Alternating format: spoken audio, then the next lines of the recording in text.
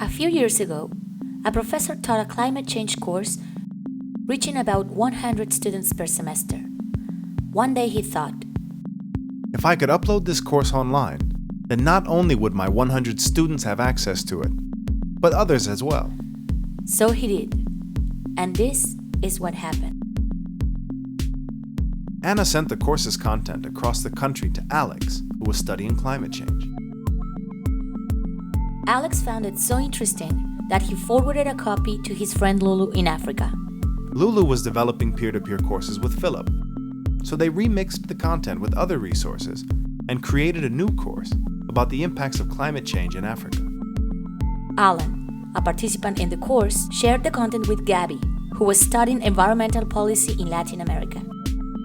Gabby brought the content to her class, and together, they translated it into Spanish. After that, Gabby's professor shared it with his other classes. Myra, another student, shared the content with her father, who passed it on to his colleagues. Gabby's professor also forwarded the content to David, a colleague in the UK who was researching climate change. He updated some of the data, adapted it to his study, and published an article in an open journal. Researchers from all over the world were able to read the article. David sent the updated content back to the original professor. By then, his course had reached so many more people than his 100 students.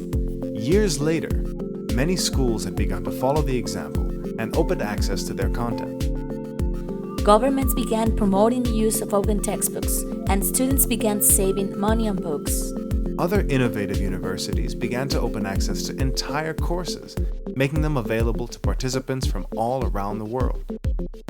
These are open educational resources, teaching, learning, and research resources that can be reused, redistributed, remixed, and revised. Open educational resources are accessible to everyone: learners, teachers, researchers, parents, workers, citizens, to you. This is open education, knowledge as a public good.